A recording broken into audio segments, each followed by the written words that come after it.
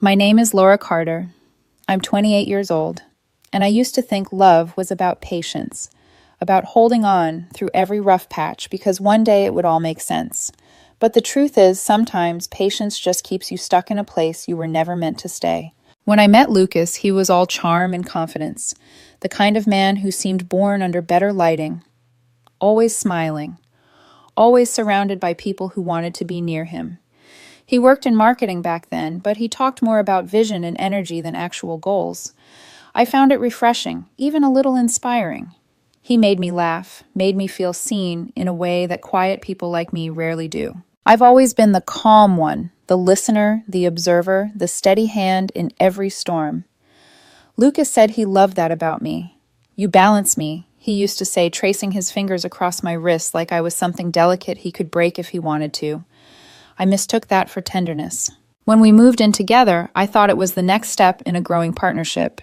He had just quit his job to find his purpose, and I didn't mind supporting us for a while. I make decent money as a UX designer, and I believed in him. He said he needed space to dream, to plan something bigger. I told myself love means giving your partner time. The months went by. He still hadn't found another job, but he always had time for gym sessions, rooftop brunches, and photo shoots for his Instagram. Every day he'd post quotes about ambition and independence while I quietly paid the rent, the bills, and the groceries he forgot to pick up. At first, I brushed it off. "He's figuring things out," I'd tell my best friend Tabitha when she raised an eyebrow at his spending habits. "He just needs encouragement." She never said it outright, but I could see the concern in her eyes, the way she hesitated before changing the subject. It wasn't all bad, though. There were nights when he'd hold me and talk about wanting a family, a house by the lake, a dog named Milo. He'd make me laugh until I forgot how tired I was. Those moments felt real, the kind that convince you love is worth the hard parts. But the hard parts were becoming the pattern, not the exception. He started making little comments that dug beneath the surface. "You're too quiet," he'd tease when I didn't have much to say at a dinner party. "You should be more spontaneous." Or, "You're lucky I'm patient with your overthinking." When I'd come home from long hours at work exhausted, he'd scoff and say, "You're too young to act like you hate your life already." If I asked him to help with dishes or laundry, he'd roll his eyes. "God, Laura, you sound like someone's mom." It wasn't just the words, it was the tone. The slow erosion of respect disguised as humor. The more he belittled me, the harder I tried to be the understanding girlfriend. I thought if I showed him enough love, he'd remember the version of me he once admired. But love doesn't fix contempt. It just delays the fallout. One afternoon, I came home early from work and heard laughter coming from the bedroom. Not his usual deep laugh, it was softer, flirtier. When I peeked in, he was on FaceTime with someone. A woman's voice said, "You're impossible," he smirked, replying, "You love it." When he noticed me standing there, he smiled too easily. "Oh, hey, that was just Sophie. She used to work with me. Relax." Sophie. I recognized the name, his ex-girlfriend. My chest tightened, but I didn't confront him. I told myself I trusted him. I wanted to be above jealousy. He leaned in to kiss my forehead, whispering, "You're not one of those insecure girls, right?" I laughed it off, pretending I wasn't dying inside. The next few weeks, things only grew stranger. He became secretive with his phone, angrier when I asked simple questions. He'd tell me he was meeting old colleagues or potential investors, but his calendar was empty when I passed his desk. Still, I told myself it was just a phase. We'd get through it. Love was supposed to be work, wasn't it? Then one night we were out with friends, and he made a joke one that landed like a knife. Someone asked if we'd ever get married, and Lucas laughed. "Let's be honest, I'm not sure Laura's the marrying type. She's comfortable, safe, reliable." Everyone laughed. I laughed too, the kind of laugh that hides a bruise. On the way home, he acted like nothing happened. He talked about a new gym he wanted to join, how his ex had messaged him about networking opportunities. I stared out the car window, pretending not to care. When we got home, he kissed my cheek absently and said, "You should really smile more. You look too serious lately. I miss the old you." That night, I lay awake beside him, listening to him snore softly, and felt something inside me start to fade. I wasn't angry, just hollow. I thought about the version of myself I used to be: optimistic, kind, eager to believe in people. Somewhere between his half-truths and careless jokes, that version had started to disappear. The next morning, I decided to try one last time. Maybe a quiet dinner would remind him of what we had. His favorite sushi candles, the playlist he used to hum along to. I wanted to believe we could find our way back. I texted him before I left the office. Don't eat, I'm bringing dinner. No reply. I figured he was busy or napping. I picked up the order anyway, 2 rolls edamame and the miso soup he always said reminded him of college. When I reached the apartment, the first thing I noticed was the silence. The second thing, a pair of unfamiliar heels by the door. For a second, my brain searched for harmless explanations. Maybe a friend, maybe a neighbor stopping by. But then I heard it laughter low and intimate from the bedroom. Something in me went very still. I didn't storm down the hall. I didn't shout his name. I just stood there holding the bag of sushi and listened. A man's voice would have made me angry. But this woman's laugh, that light smug kind of laugh, made me feel something colder. When the bedroom door opened, he stepped out first, shirtless hair, damp from a shower. Then her, Sophie, wearing my robe. For a moment, none of us spoke. Then Lucas smiled, almost lazy. Oh, you're home early. She tilted her head, smirking. This is awkward. Or maybe not. You should really thank him for staying with you as long as he did. I didn't move, didn't cry, just watched her, then him. And for the first time, I didn't feel heartbreak. I felt clarity. I set the takeout bag gently on the counter and pulled the spare key from my pocket, the one he used when he forgot his. I placed it next to the sushi. You already left, Lucas, I said quietly. I'm just catching up. Then I walked out the door without another word. Outside, the air felt different, sharp, clean, like I'd been underwater for years and finally broke the surface. For the first time in 2 years, I didn't feel love. I didn't even feel pain. I just felt free. I didn't go far that night. Just walked until my legs started to ache and the city lights blurred into streaks of gold. My phone buzzed in my pocket, again and again, Lucas calling, then texting. Laura, come back. You're overreacting. It's not what you think. We need to talk like adults. Each message made me walk faster. By the time I reached Tabitha's apartment, I was shaking not from anger, but from the strange calm that had settled over me. She opened the door before I even knocked twice. Laura. Her voice was soft, but sharp enough to cut through the fog in my head. I didn't say anything. I just held up the sushi bag cold by now and whispered, dinner's on me. She didn't ask questions. She just pulled me inside, sat me on the couch, and turned on some old comfort show we used to watch in college. I think it was Gilmore Girls. The noise helped. The normalcy helped. We didn't talk about him that night. I slept on her couch and woke up to sunlight spilling through the blinds. The world was still turning somehow. That was the hardest part, realizing life doesn't pause for heartbreak. I didn't cry the next morning either.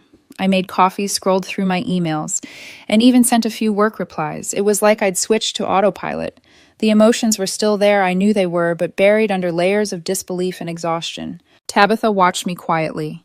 You don't have to be strong right now, she said. I'm not, I replied. I'm just done. 2 days later, I went back to the apartment to grab my things. I half expected him to be gone, or maybe to find my clothes in garbage bags on the floor, but the place was spotless, too spotless. The faint smell of his cologne hung in the air, mixed with cheap air freshener. On the counter, there was a note in his handwriting. We both said things we didn't mean. Come home. Let's talk. I stared at the words for a long time before crumpling the note and dropping it into the trash. I took my laptop, my plants, and the photo of us at the beach, the one where we looked happy before all the cracks started to show. Then I left the keys on the table. For the first few nights at Tabitha's, silence became my enemy. It filled every room, pressing against my chest like a weight. I tried music, TV, anything to drown it out. But when everything went quiet, his voice crept back in the little digs, the subtle insults, the way he'd say my name when he was bored or irritated. I realized I'd been living inside that tone for 2 years. By the end of the week, I started running again, something I hadn't done since before Lucas. It hurt at first. My lungs burned, my legs screamed, but with every step I could feel parts of him peeling off me like dead skin I'd been carrying too long. Then a few days later, I saw her. Scrolling through Instagram, one of our mutual friends had posted a story. Sophie smiling on my couch, holding a wine glass captioned, clearing the energy in my space. I stared at the photo, frozen. My couch, my throw pillows, my space. It was almost funny how predictable it was. The woman who mocked me for working too much was now pretending she'd earned the peace she stole. I didn't comment, I didn't text, I just blocked her. Then him. Then deleted their pictures, their messages, their ghost. For a few days I felt better, lighter. I went to work, cooked dinner with Tabitha, even laughed again. I thought maybe, just maybe, that was it. But closure never comes that easily. A week later, Jenna, one of our mutual acquaintances, texted me out of nowhere. Hey, you probably don't want to see this, but I figured you should know. Attached were screenshots from a group chat. Sophie had been bragging. Yeah, I slept with her boyfriend. Big deal. He was boring anyway. I just wanted to see if I could still get him. She acted like some perfect girlfriend, but he was dying inside with her. Each message hit like a slap, but the last one made me pause. Honestly, I stayed longer than I planned. Rent-free, and his card always worked. Win-win. I didn't cry. I didn't scream.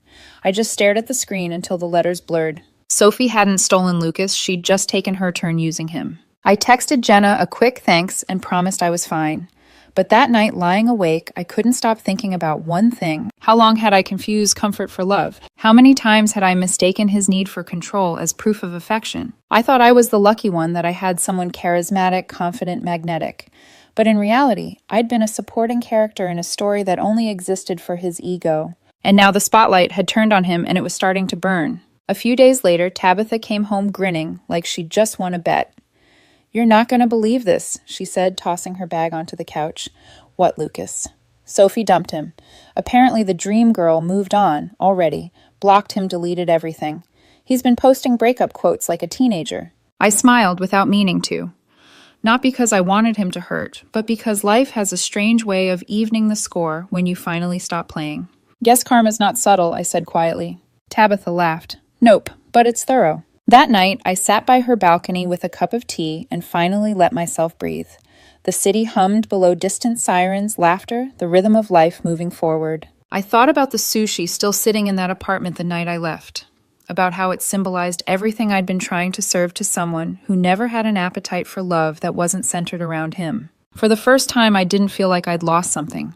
I felt like I'd been returned to myself. Still, a quiet part of me whispered, "He's not done yet." Because men like Lucas never accept silence as closure. They always come back when the applause fades. It's strange how quiet freedom can feel at first. There's no music, no dramatic transformation, just the absence of chaos. 2 weeks had passed since I left Lucas. I hadn't blocked his number yet, mostly because I wanted to see if he'd even try. He didn't. Not at first. And that silence told me everything. He wasn't grieving. He wasn't heartbroken. He was just embarrassed that I'd walked away before he could. I started to rebuild my life piece by piece. I went back to my apartment complex, signed a new lease for a small studio a few blocks from work.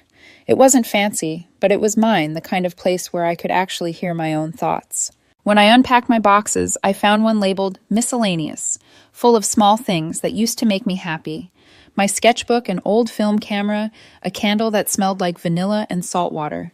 All things I'd set aside because Lucas didn't like them. He said candles were a waste of money, and my sketching was too childish for a professional woman. So I stopped. That night I lit the candle anyway. The flame flickered soft and steady like a heartbeat I'd almost forgotten was mine. A few days later, I was scrolling through social media and nearly laughed out loud. Lucas had posted a photo shirtless in my old living room with a caption that read, "New chapter, elevating my energy. Only real ones stay." The irony could have filled a library. Sophie was in the photo too. Legs crossed, wine glass in hand, wearing one of my old blazers that I hadn't realized was missing. The comments were full of heart emojis and fake support. "You two are perfect together. Power couple energy." I didn't react, just blocked them both. But deep down, a small bitter laugh escaped me. Perfect together. They were exactly alike. Two people performing happiness for the internet while privately draining everyone around them. A week passed. I started to sleep through the night again. Tabitha and I would cook dinner, watch bad movies, and laugh until our sides hurt. It felt good, like breathing in clean air after living in smoke. Then, one afternoon, I got a text from Jenna, the same mutual friend who'd sent me screenshots before. "Hey, you might want to see this." Attached was a screenshot from a group chat, Sophie again. "Can you believe Lucas actually thought I'd move in with him? He's cute but exhausting. All talk, no real ambition. Honestly, I only dated him to annoy his ex. Work, though, she probably cried for weeks. Anyway, I'm over it. Time to level up." For a long time, I just stared at the screen. Then I laughed. Not the kind of bitter laugh that hides pain, a real laugh. Because karma hadn't just knocked on their door. It had unpacked its bags and moved in. Lucas, who once called me boring, was now being described as exhausting. The girl who mocked me for being safe had used him as a revenge prop and tossed him aside. Poetic, really. That same night, Tabitha walked into the living room with takeout and a grin. "You look lighter," she said, handing me a spring roll. "Maybe I am," I replied. Maybe I finally stopped trying to understand people who thrive on chaos. She nodded. You know he's going to reach out eventually, right? Of course, I said, smiling faintly, but I won't answer. 3 days later, my prediction came true. It started with a text from an unknown number. Hey, I know you probably hate me, but can we talk? I didn't reply. A day later, I owe you an apology. You didn't deserve how I handled things. Still nothing. Then a third message. I've been doing a lot of reflection. Sophie wasn't real. What we had was. That one made me pause, not because I believed it, but because I recognized the pattern. Lucas wasn't seeking forgiveness. He was seeking validation, the kind that used to keep him alive. I blocked the number. An hour later, another one appeared. Ignoring me won't fix what you broke between us. And that's when I realized something important. People like Lucas don't miss you. They miss control. Over the next week, the messages multiplied. Different numbers, burner accounts, even an old email I hadn't used in years. Each one was a new mask of the same desperation. I can't sleep. You're cruel. I just want closure. But closure isn't something you give someone who shattered your peace. It's something you claim quietly without permission. So I said nothing. And the more silent I became, the louder his panic grew. Then came the twist I didn't expect. One night, Tabitha came home with her phone in her hand and a frown on her face. Laura, she said slowly, you might want to hear this. She played a voice note someone had sent her. A mutual friend had recorded Lucas at a party. He was drunk, ranting loudly. She thinks she's better than me now, posting her little quotes and acting like she's healed. Please. She'll come crawling back. They always do. The background noise was full of laughter. No one believed him. When it ended, I just smiled. He's right about one thing, I said quietly. I did heal. 2 days later, Jenna texted again. Guess whose single Sophie dumped him and blocked him on everything? Apparently, she'd gone back to her ex, a musician with more followers. Lucas had been left to clean up the mess he helped create. He posted vague captions like, some people will use your heart as a stepping stone. Don't give your energy to the unworthy. I didn't even roll my eyes this time. It was over. For real this time. But karma wasn't done yet. That weekend, Lucas's sister Kelsey messaged me on Instagram. We'd never been close. She'd always treated me like a quiet inconvenience at family dinners. Her message read, hey, I don't want to get involved, but Lucas isn't doing great. He said you've been ignoring him, and honestly, that's kind of cold. At least give him closure. Closure. There it was again. I didn't respond. 2 hours later, she sent another one. He told our mom you ghosted him after he opened up about his mental health. I don't know what really happened, but that's low. I laughed out loud this time.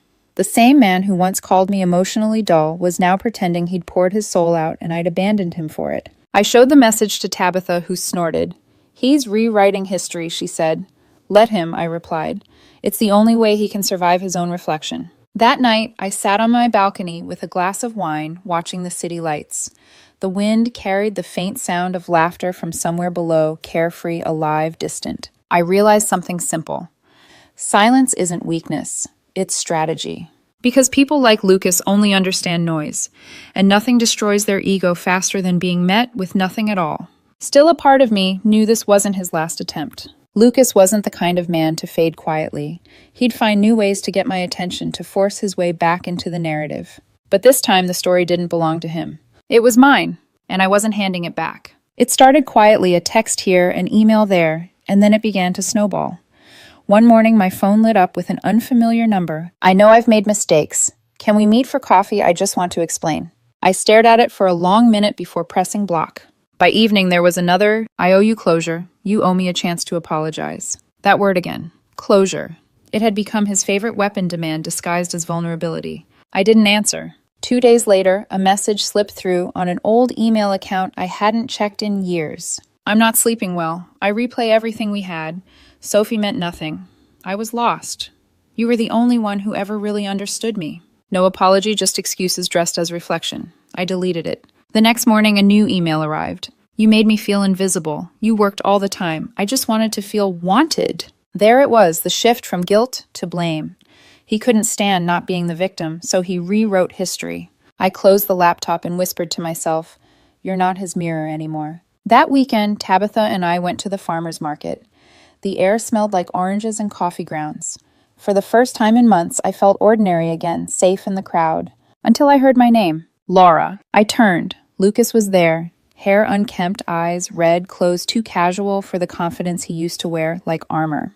He smiled hesitant, almost boyish. Wow, you look amazing. I stayed still. What do you want, Lucas? He rubbed the back of his neck, pretending to search for words. I didn't expect to run into you. I've been thinking about you a lot. I'm sure, I said. He laughed nervously. Look, I messed up.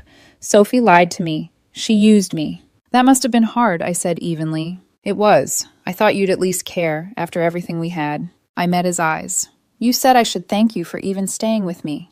Consider this my thank you. His smile faltered. So that's it. You're just over it. I'm just done performing pain for you, I replied. Tabitha stepped beside me, protective, without a word.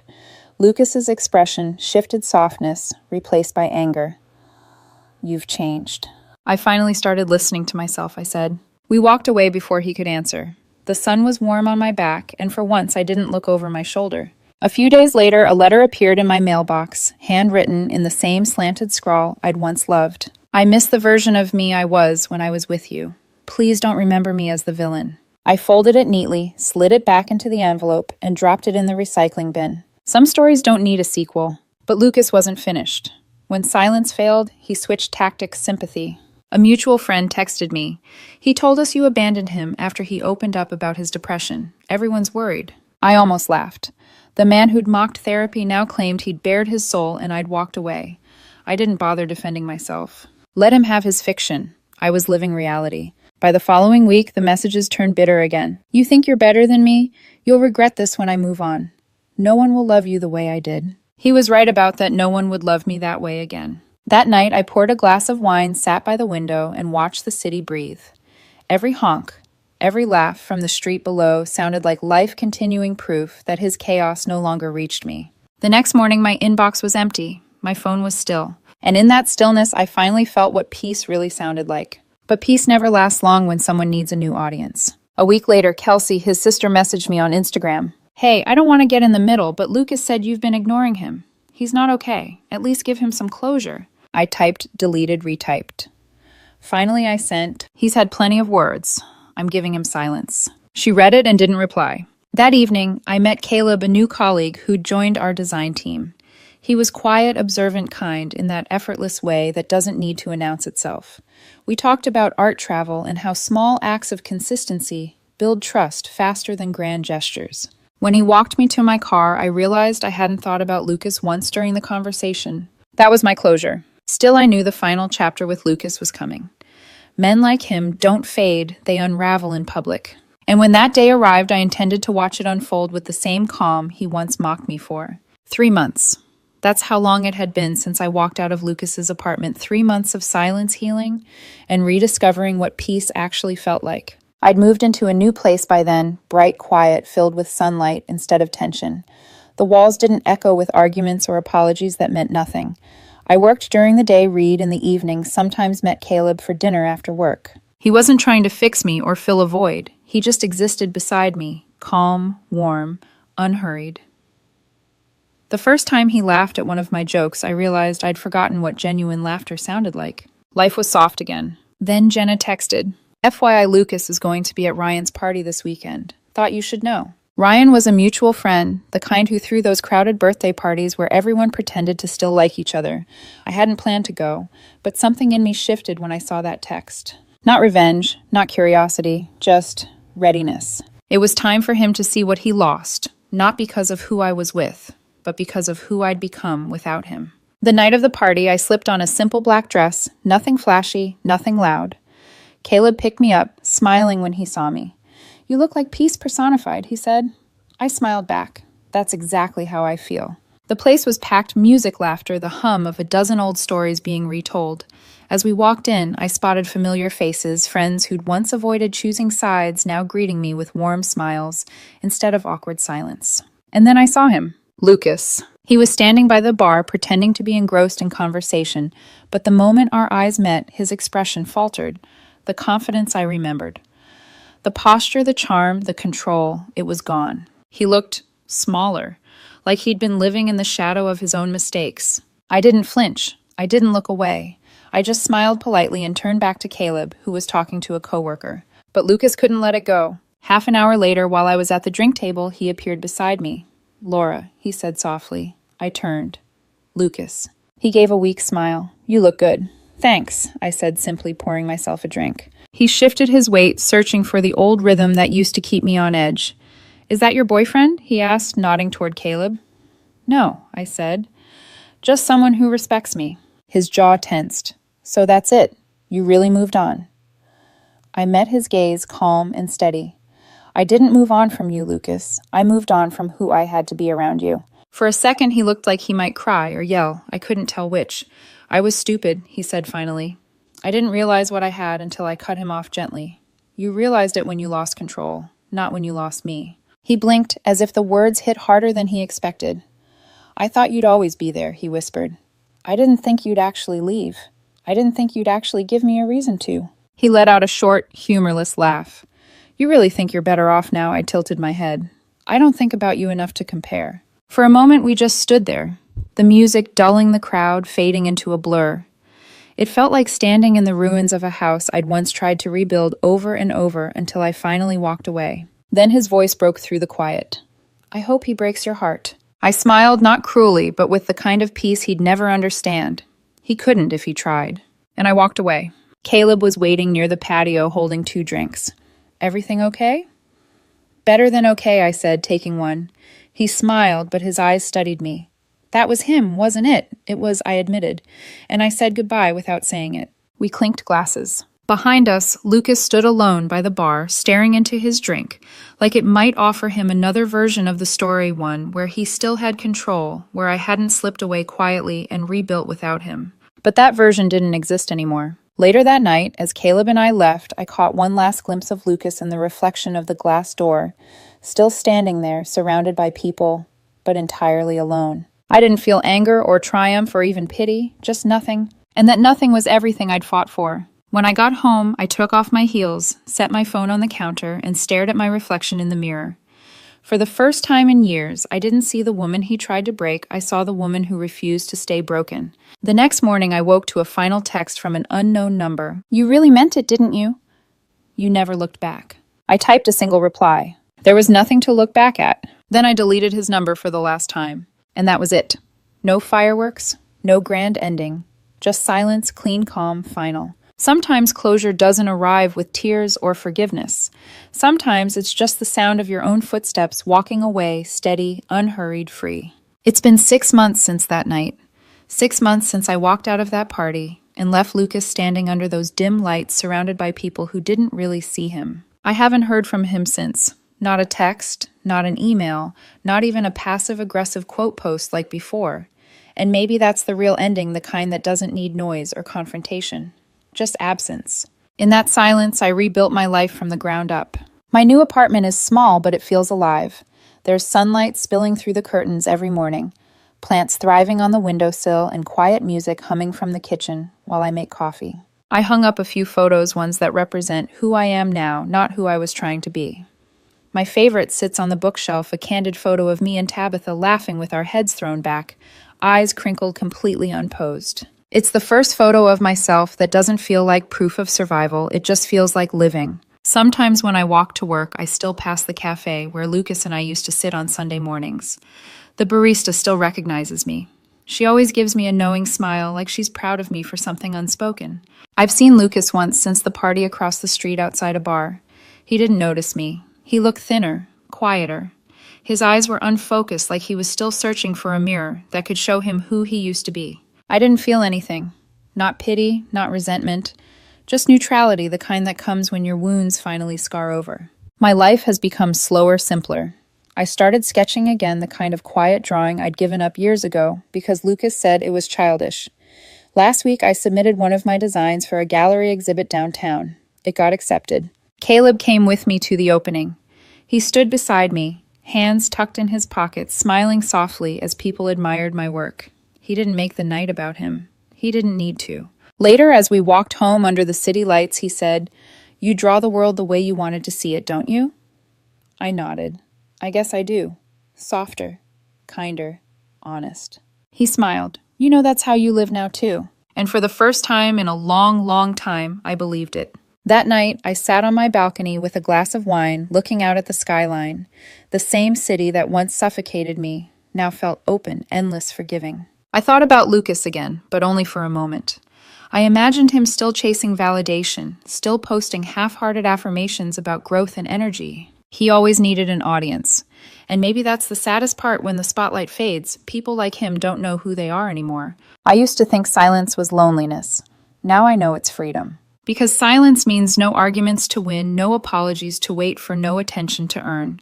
Just stillness, and in that stillness, peace. As I finished my drink, my phone buzzed with a message from Caleb. Made it home safe. Thank you for letting me be part of your new chapter. I smiled. My reply was simple. You didn't become part of it, Caleb. You helped me start it. I don't check on Lucas anymore. I don't wonder who he's with or what he's doing. He once told me I should be grateful he even stayed with me. But now I know I should be grateful that he left. Because when he walked away, he took the noise with him. And in the quiet that followed, I finally heard myself again.